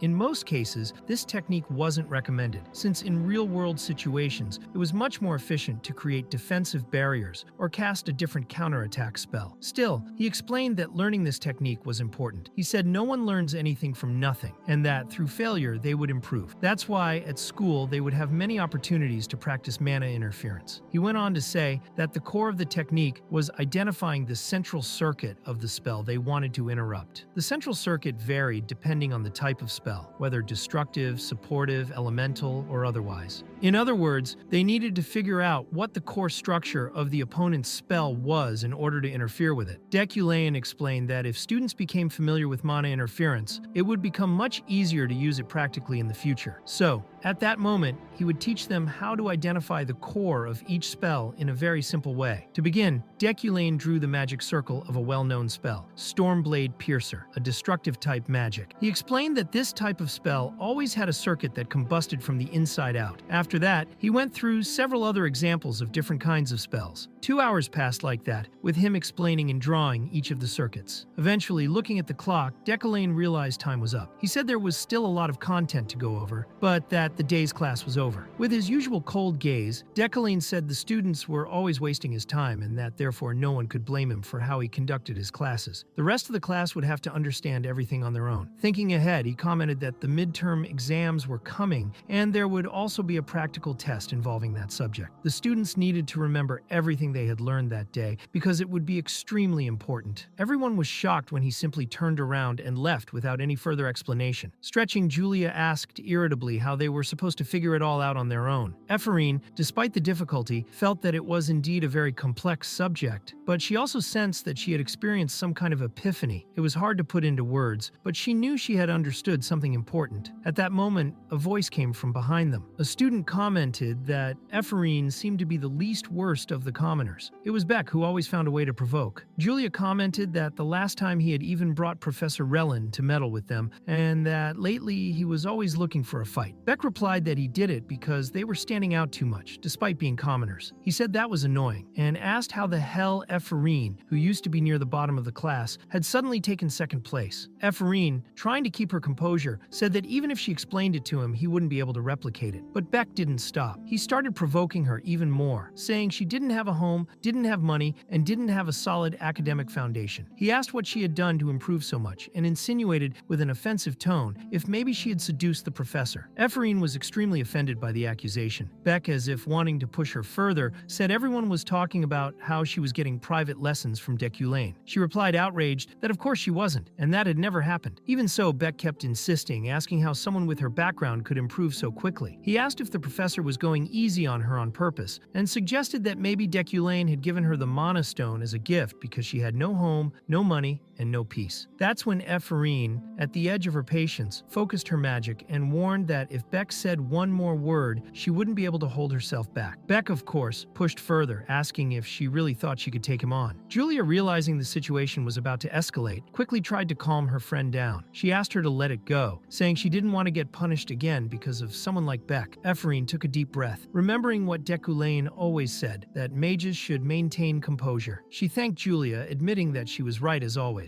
She admitted she had gotten a little angry for a moment, and that she shouldn't waste time talking to an idiot like Beck. So the two of them simply ignored him and walked out of the room. Sylvia, of course, had been watching everything. She had stayed in the room just to see how the situation would unfold. Later, already on the academy campus, Epherene, a bit calmer thanks to Julia's help, began to think about how she should deal with Beck. She was still so angry that she felt she might actually punch him next time. She didn't know how to deal with that damned elitist. While walking, she ended up bumping into Sylvia, who called her for a more private conversation. At first, Epherene thought Sylvia might also want to start a fight with her. She wasn't sure what to expect, but Sylvia, direct and blunt as always, simply asked whether or not Epherene was having private lessons with Deculain. Epherene, tired of all the speculation, replied that she didn't understand why so many people were spreading that ridiculous rumor. She said it was absurd to think that she, with her terrible relationship with the professor, would have any kind of private lessons with him. She insisted it was a lie and that she knew nothing. Sylvia, closely watching her expression, thought that maybe Epherene was telling the truth. She said she believed her, but before leaving, she made a point of adding that Deculain hadn't stepped into that lab in 3 years, not since her father died. Epherene herself confirmed that it was true. She said Deculain could never complete that research without her father. After all, her father had been a genius. But then Sylvia gave her unexpected news. She said Deculain had started going to the lab again. For the past 3 months, he had been going there every day. She said he had cleaned the place, chosen a new assistant, brought in new magical tools, and asked if Epherene knew what that meant. At that moment, Epherene felt a shock. It didn't make sense. She thought that maybe Decaline was trying to steal her father's research again, but she also knew he could never continue it alone. Even so, she took a deep breath, composed herself, and didn't say anything directly about it. She just replied that she didn't know anything about the professor's life, and that after all, they were talking about Decaline, someone no one really understood or could predict. For the first time, Sylvia even smiled a little before leaving. Before going away, Sylvia said she just wanted to warn Epherene about that situation. Several days passed, and in Deculane's next class, all the students were ready for the long-awaited practical lesson. When they arrived at the place, Julia, looking around, asked if the practice would really be held in a place like that. Epherene, suspicious, also wanted to know what Deculane was planning this time. She thought it was always him with his crazy ideas. Meanwhile, as always happened in chaotic situations, Beck showed up pushing everyone, including Julia, with no consideration at all. Before the confusion escalated, Deculane ordered silence, making it clear the class was about to begin. He explained that, as he had mentioned before, this would be a practical lesson, a real practical test. As soon as he snapped his fingers, large curtains fell, revealing a huge audience. Deculane, with his usual coldness, announced that the practice would be public. Epherene, shocked, asked where so many people had come from. Deculane replied that, in front of that audience, the students would have to demonstrate combat magic. They should fight each other, using any magic they could manifest, but with one condition. Each participant had to use at least 3 forms of pure elemental magic. He also warned that the result of the duel, winning or losing, would not be so important. The focus would be on the fight itself, the variety of magic used, and how each one applied what they had learned. Deculane would observe every detail, noting strengths, weaknesses, qualities, and flaws of each student. He said he hoped this experience would greatly increase all of their abilities. To ensure safety, Deculane informed that Professor Relin would be supervising everything. If anyone got hurt, he would take care of the situation. Therefore, no restrictions would be applied to the fights. The first student called was Urizan, who was to step into the arena and choose an opponent for the duel. As soon as both were ready, the duel began. The following matches progressed relatively calmly. Professor Relin was attentive and concerned about safety, while Deculane, with a critical look, noted everything he saw. At first, the students were a bit shy, not yet familiar with this style of public combat, but gradually each one began to focus on their own magic and strengths. When it was Sylvia's turn, she won her fight easily. Beck, watching everything alongside other nobles, laughed and mocked, saying another commoner had lost. He commented that they should give up the idea of entering the magic tower and accept their fate of being nobles' gardeners. Epherene, hearing that, got irritated. She thought those idiots talked too much, but they wouldn't defeat Sylvia if they were the opponents. Still, she went to Perry, who had just lost to Sylvia, and praised him. She said he had done well and had given his best. The next to fight was Beck himself, who, as expected, chose Epherene as his opponent. He made a point of harassing her whenever he could, but to his surprise, Epherene thought that was great. It was the perfect opportunity. Beck, with his usual provocative tone, asked if she was really willing to face that, since during the combat Deculane could not give any hints or help. Epherene,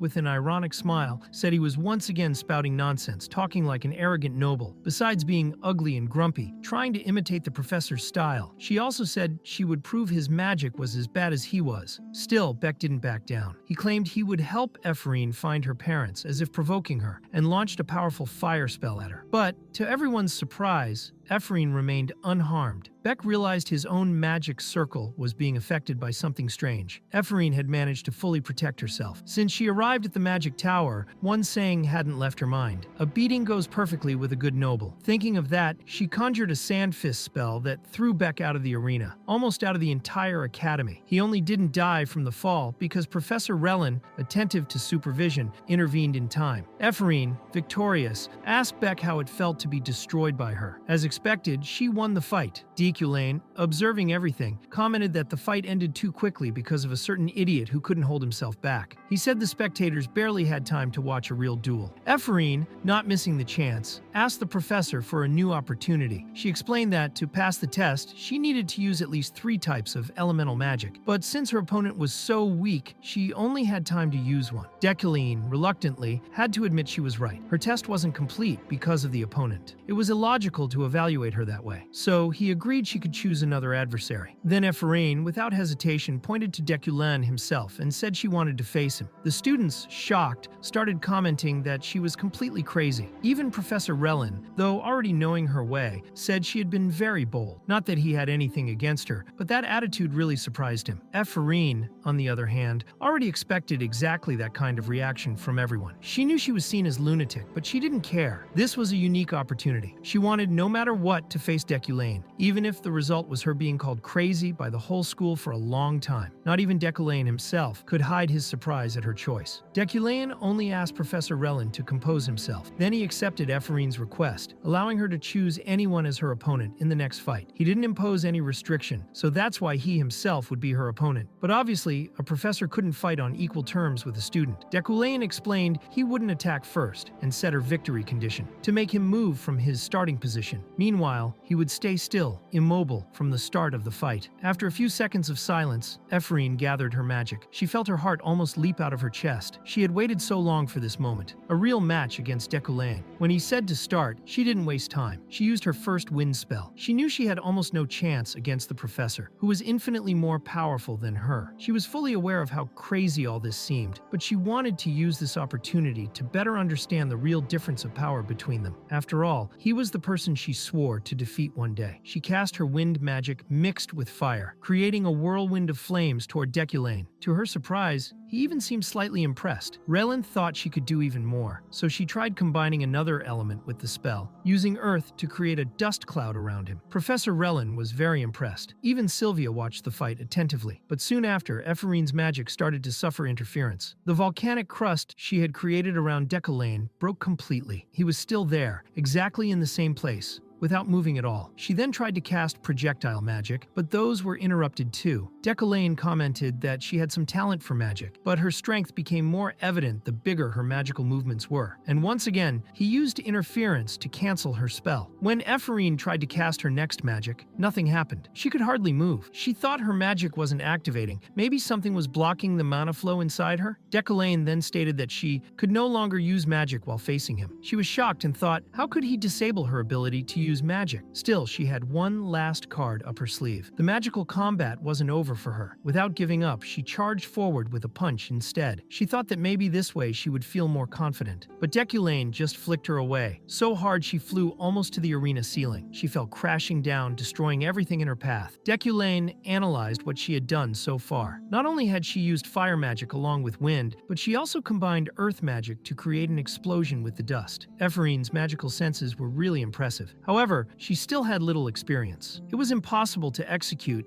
everything she wanted without dexterity and total control of the elements. What allowed Epherene to use all these elements was her special talent, called the Vessel. While wearing that bracelet, she could use all the elements, something anyone in the world would want for themselves. The real Deculan, inside, was completely disturbed, looking at Epherene now. Still, he approached her, declared the fight's result was more than clear, but made a point of saying she hadn't done badly at all. Epherene was surprised and admired his words, but Deculan just turned his back and officially marked the end of that public practice. From now on, all students should focus on the next tests. Some began to whisper that it was the first time Deculan praised someone like that. They said Epherene had done really well. And of course, Beck was more annoyed than ever. But Epherene was happy. She felt proud to have finally gained some recognition. The other simpler students said she was amazing, that she had been really cool. Meanwhile, at the port, Ganesha was waiting for the ship's arrival. She remarked to herself that it had been quite a while since she had seen those people. The last person who had not yet disembarked was Yuria. It was then explained that she was the girl from the island, the one Yuara, Kim Woo-jin's ex-girlfriend, had possessed in the game. While talking to Ganesha, Yuria remembered everything that happened that night, that blinding light that suddenly appeared and completely overwhelmed her senses. When she opened her eyes, there was no longer any trace of her original world. Now she was facing Ganesha and her group. Ganesha, for her part, was visibly frustrated. She felt she could no longer do this job properly, and it was all because of Deculan, who insisted on wanting to use a child like that. Yuria began to recognize those people. They seemed somewhat familiar to her. They were the characters from the story she herself had helped create. Now, they were right in front of her, in the flesh. Ganesha then approached and asked if she was Yuria. Yara herself, who was inside her mind, thought of Ganesha Ganesha and the adventurers of the Red Bandolier. Yuria also felt the warm air, the smell of nature around her, and realized she was truly inside the game. So yes, she was Yuria now. That was how she ended up becoming a character inside a game she herself created. Shortly afterward, she was taken by the adventurer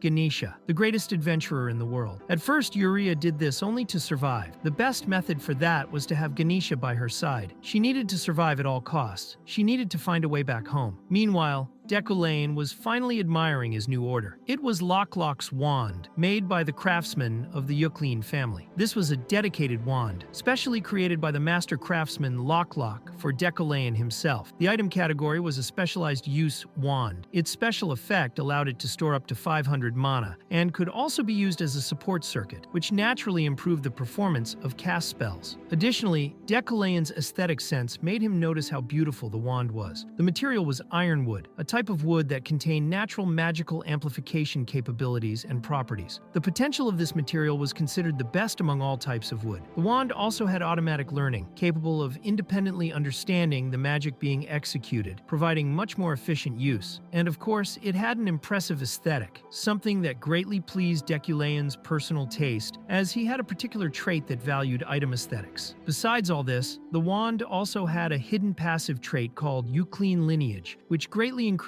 the power of exorcism and spells used against demons. Even with all these qualities, Deculain paid a relatively low price for it, only 9 million. He even admitted to himself that he was a bit suspicious of the quality because of the price, but after receiving it, he realized the wand definitely exceeded its value. While he was still admiring the item, one of the employees appeared to inform him that dinner was ready. Since it was part of the Yuklin family, the dinner could be nothing less than a true feast. During the meal, Yariel mentioned that she had heard the family's finances were in the best condition possible. She didn't want to admit it, but they really had much more money than last time. Yariel asked the reason for this, and the butler explained that it was probably because of the antiques they had sold earlier. The items Deculain put up for sale became extremely popular. All were sold for very, very high prices. Yariel and the butler seemed to be living a dream, remembering the auction and how they had gotten so much money that they would no longer have to worry about debts for many, many years. The butler suggested they take that speech as a thank you from Yariel, because she herself would hardly have the courage to thank Deculain directly. He just smiled and replied, "That was great." Yariel, somewhat embarrassed, admitted that yes, it was good that he understood. But in the middle of the meal, Deculain corrected her, saying that wasn't the way to hold a knife. She, already annoyed, responded with just an "ah, for God's sake." Later in the Academy's office, Deculain vented alone. He was facing a complete mess. He mentally complained about that damn other Deculain, the original one. The upcoming midterm test editions were becoming much harder than they should be. He was having to put in a lot of effort to formulate the test questions, but whenever he looked at the previous test questions sent by the old Deculain, he got even more frustrated. All the questions were impossible for the students to solve. You could feel the arrogance of the old Deculain just by reading the questions. The man had purposely made the tests so difficult because of his supposed superiority. But the current Deculain did not want to be like him. He decided he would make good questions, questions that were challenging, but also helped students learn and grow. He wanted to spark something in their minds, something that would make them better understand magic. As a teacher, he knew every one of his actions had a direct impact on the growth of those new mages. Then he found the last box of materials. He thought there wouldn't be anything very interesting there, but when he opened it, he found a set of questions completely different from the previous ones. These questions had clearly been created by someone else, probably Epherine's father. The difficulty was still high, but they were great questions. They sparked interest, made the person want to think and understand. Deculain carefully analyzed each one, used his own understanding to grasp the meaning of the questions, and decided to infuse certain magical solutions onto the paper. The result was surprising. A beautiful rainbow appeared before him. Magic came to life inside the room, and a figure appeared in the middle of that projection. Deculain realized that during the test, if the student answered all questions correctly, a magical illustration would appear as a result. The colors represented the elements, and the magical solution harmonized them all. Deculain was pleased. He knew that method was perfect for better teaching pure elemental magic. He even felt a little envy because that perfect question had not been created by him. Still, he wondered who the woman portrayed in the illustration was. Later, in the director's office, the subject of the Crimson-born race was discussed during the next meeting. This happened just after Birch. The director commented that she found it interesting to think think that the discussion's result about the Crimsonborn had become so strong precisely because of the aversion to them. She said it was something very unexpected, especially considering Deculane's opinion. But that surprise also applied to all the other teachers present. This was the director of the Imperial Academy of the Magic Tower, Adeline, a renowned mage so powerful that she was one of the top candidates to be the next Archmage. Despite this, she had a personality that did not match her prestige at all. Adeline liked to walk the corridors listening to gossip from the staff themselves. Her curiosity about mundane matters and her love of gossip actually had a hidden reason. She was half fairy, which explained both her personality and her enormous magical power. Although some people opposed her position because of this, she remained strong and firm in the academy. During the meeting, the director asked if Deculaine had allied himself with the heretics. It was then explained that the Magic Tower's professors gathered before the director once a month for a formal presentation. That day happened to be today. As always happened in these meetings, the one who ended up in an awkward situation was Deculaine himself. What he usually responded to the director was always something like whether she really thought anyone from the great Euclean family would do such a thing just to get attention. However, this time, since he was not present, he was only mentioned during the conversation. One of the professors said that during the Wizards' Council meeting, Lady Rowena had appeared. The director immediately remembered that Rowena was the woman who had once competed with Deculaine for the position of head professor, but who had voluntarily resigned after some internal maneuvers and schemes. Currently, everyone believed she was in the kingdom. Curious, Adeline asked why exactly Lady Rowena would have returned so suddenly. Professor Relin answered that if she had a guaranteed position, it was obvious she would come back. If that also happened in the Magic Tower, Rowena would have many benefits. Relin added that Lady Rowena had achieved great feats in the kingdom, and that considering the possibility that Deculaine was supporting the heretics, perhaps the current head professor was not that good after all. The director then said that if Rowena really returned, she would consider it. This greatly excited the professors, who seemed to root for her comeback. After that, Adeline dismissed everyone from the room and asked the professors to work on preparing their test questions. Now alone, the director thought that Deculaine had not been doing very well lately. The test he had created this time was extremely well elaborated, more than usual for him. Adeline told herself that there was no way he had done it alone, and that maybe she should play a little with the situation. If Rowena showed up too, everything would get even more fun. A few days later, on the day of the midterm test for elemental magic comprehension, the students were all murmuring about the difficulties of the last test, created by Deculaine. They said it was impossible to complete, and that the professor always created impossible questions, just to make things harder for the students. Alan asked everyone to calm down. He explained that he understood the confusion, since this was not a typical test, but the format was exactly as described. The time allowed to comprehend pure elemental magic would last 10 days. The final deadline was midnight on the last Sunday of the academic schedule. Each student would be assigned an individual room, where they should take the tests, eat, and sleep. But they could neither take anything out of the room, nor bring anything inside, especially test sheets. Technically, it was an open test. Julia asked how it could be an open test lasting 10 days, and how difficult that would be. Epherene commented that it was already horrible enough trying to pass the last test and that Deculaine never sent anything normal. Alan added that the professor had said one more thing. If someone managed to get the highest grade, he would write a personal letter of recommendation as head professor. Of course, everyone was impressed by that. A letter of recommendation from a head professor was extremely valuable. It was then explained that the ranking classifications range from rank 1, called the Eternal, to rank 11, the Debutante. Moving up in the ranking was extremely difficult. It was not a system where one advanced just by completing courses or with time passing. It was necessary to pass daily promotion tests, which were never easy. Now, imagine being a monarch, a rank 4 mage, and having a letter of recommendation from Deculaine in hand. That was basically a guaranteed promotion, a trump card, a secret weapon. Epherene began thinking about the possibility of receiving a recommendation precisely from Deculaine, her sworn mortal enemy. She didn't want to associate with him at all. But if she got that letter, maybe one day she could use it to step on him. Because of him, she could reach a position much higher than his. Epherene thought it would be great to do exactly that. She decided she would get the perfect score just to humiliate him, and as she thought about that, she started laughing evilly. Julia, seeing that scene, just wondered what kind of madness that was. Then, on the 4th day of the test, Epherene thought it was way too difficult, almost impossible. 1 hour, then 4 hours, then 10 hours, and with each new question question, she spent even more time stuck, reflecting and trying to understand. Even so, she admitted to herself that the questions were brilliant. Each required a painful and grueling process of comprehension. But the moment she finally arrived at the answer, she felt a fulfillment she had never experienced before. Epherene wondered if it really was Deculain who had devised that test. Even agonizing, she knew she couldn't give up because of the joy that came after solving each challenge. She decided she would get that letter of recommendation from him, no matter the cost. However, at that moment, she was still stuck on the last question. She decided to go out for some fresh air before her brain melted inside that room. Meanwhile, Sylvia was also sitting on a small bench outside, taking deep breaths to recover. She said she had finally solved one question and could barely believe it had taken her 13 hours to do so. She needed a break. She remembered what Alan said about the letter of recommendation and thought about it. Still, Sylvia said that in the end, giving meaning to this effort was like doing a big favor to herself. She said anyone was capable of getting the highest grade on that test, and that she herself wouldn't fail that promotion evaluation. But even with all that, she wanted the highest grade, not for the score or the letter of recommendation, but for herself. Each of those questions was beautiful to solve. The key to solving each was a unique insight. If she could solve them all,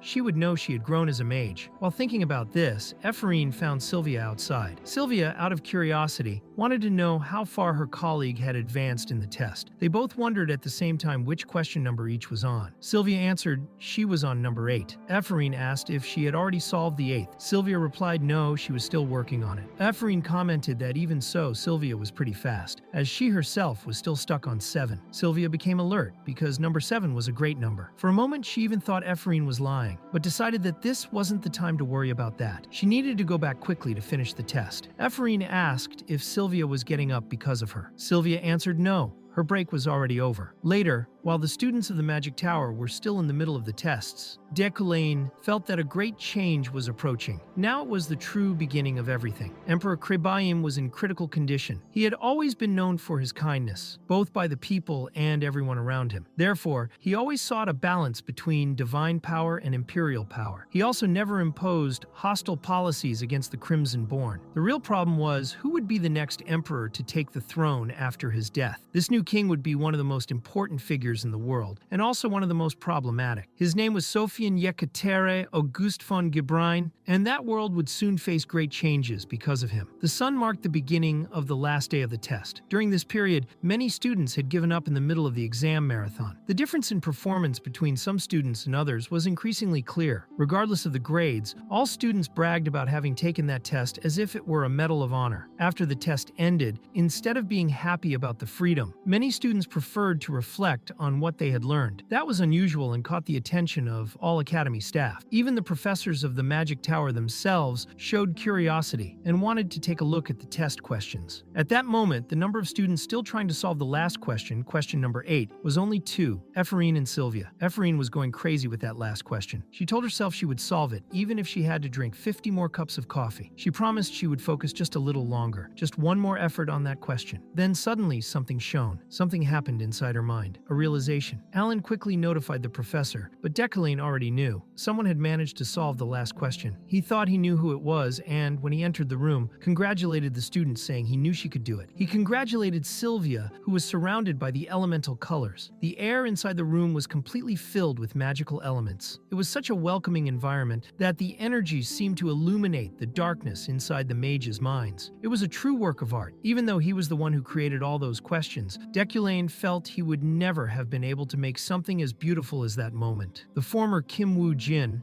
the man he was before, could be found in that last question. Woo-jin dreamed of becoming an artist, but never had the talent for it. He wanted to create something that moved people with its beauty. So he kept dedicating himself, and that desire ended up becoming the aesthetic sense of Deculain himself, which was fused into each of those questions. That was why he loved beauty. Kim Woo-jin's dream, who always wanted to enter an art school, had finally been comforted in that situation. Deculain congratulated Sylvia and also thanked her. When he left the room, Sylvia kept looking at all that magic that still filled the air around her. She thought she should also be thankful. She was there, appreciating all that magical beauty before her. At that moment, she remembered everything she had always heard since she was a child. They said she had to become an archmage because she had talent, because it was an obligation, because her family demanded it. But now she realized it wasn't for that reason she wanted to go so far. She wanted to become an archmage because magic was beautiful. Unfortunately, Epherene's time was up and she couldn't solve the last question. Alan said that, even so, she had been incredible. Only 2 people had managed to reach the last question, and she was one of them. Epherene asked if Sylvia had managed to solve everything. Sylvia herself said that woman was a monster. Before she realized it, the thoughts Epherene had about getting the letter of recommendation just to step on Deculane had disappeared. The only thing left in her was pure curiosity as a mage and the desire for knowledge. She thought she also wanted to solve that last question. She said the test was over, but the question was still there, so she would keep trying, even if it no longer counted for the final grade. Alan smiled and said he would root for her. Later at night, Epherene left the tower very tired after that marathon of tests. She thought that if she had managed to answer everything, at least she would feel a little better. But now, all that awaited her at the end of that day was just a cold bed and maybe a door full of curses. But to her surprise, her friends were waiting to congratulate her. Julia said everyone was exhausted after the test and suggested they go out to eat something really delicious. Epherene was moved by her friend's gesture. Julia, noticing, asked what was happening to her. She wanted to know if the test had been that bad. But deep down, she understood what was going on and, with a smile, called everyone to cheer Epherene up.